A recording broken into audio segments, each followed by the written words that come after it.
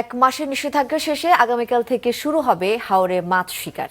মাছের প্রজনন ও উৎপাদন বাড়াতে এবারই প্রথম হাওরে মাছ শিকার বন্ধ রাখা হয়। তবে এ সময়ে সরকারি প্রণোদনা না পাওয়ায় দুর্ভোগে দিন কাটে কর্মহীন হাজারো জেলে পরিবারের। নেত্রকোনা জেলা রিপোর্টার মীর মনিরুজ্জামানের পাঠানো তথ্য ছবিতে ডেস্ক রিপোর্ট।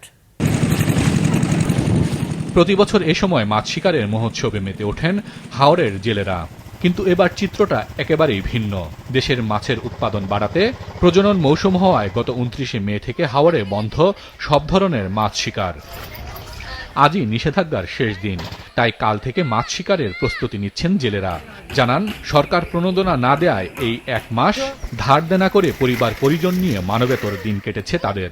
মাছ শিকার করে সেই দেনা পরিশোধ করে লাভের আশা করছেন তারা।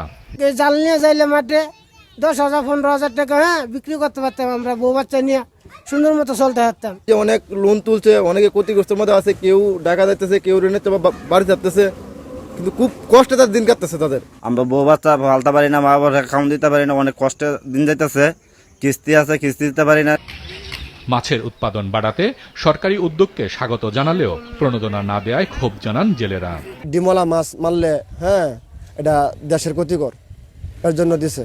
ভালো কথা, মানে আমরা যারা জেলে আছি তারা কিভাবে চলবো। আইন করছে, এটা আমাদের জনগণ হিসাবে আমাদের মানতে হবে। তারপর আমরা যেভাবে চলতে পারি এটাকে বিকল্প রাস্তা করে দিতে হবে, যাতে আমরা সরকারি সহায়তা পাই। 100 লোক থাকি, হয়তো 10 জন জেলে কাট হয়েছে, আর 90 ফ্যামিলি কিভাবে চলে, কিন্তু তারা চলতে বিরাট কষ্ট হইতেছে। কিন্তু 10 জন এখনো পায় নাই, তারা আশ্বাস দিছে। জেলা মৎস্য কর্মকর্তা জানান, ঊর্ধ্বতন কর্তৃপক্ষের সাথে আলোচনা করে আগামীতে প্রণোদনার বিষয়ে সিদ্ধান্ত নেওয়া হবে। তো এবছর তো প্রায় শেষ পর্যায়ে, আশা করছি আমরা যে আগামী বছর আমরা প্রণোদনা পাবো। এবং আমাদের প্রতি নির্দেশনা এসছে যে জেলেদের যে তালিকা আছে আমাদের নেত্রকোনা জেলায় 49,393 জনের যে তালিকা, সেই তালিকাকে হালনাগাদ করার জন্য আমাদেরকে নির্দেশনা দেওয়া হয়েছে। জেলার নিবন্ধিত জেলে প্রায় 50,000, তবে গত 1 দশক ধরে হালনাগাদ হয়নি এই তালিকা।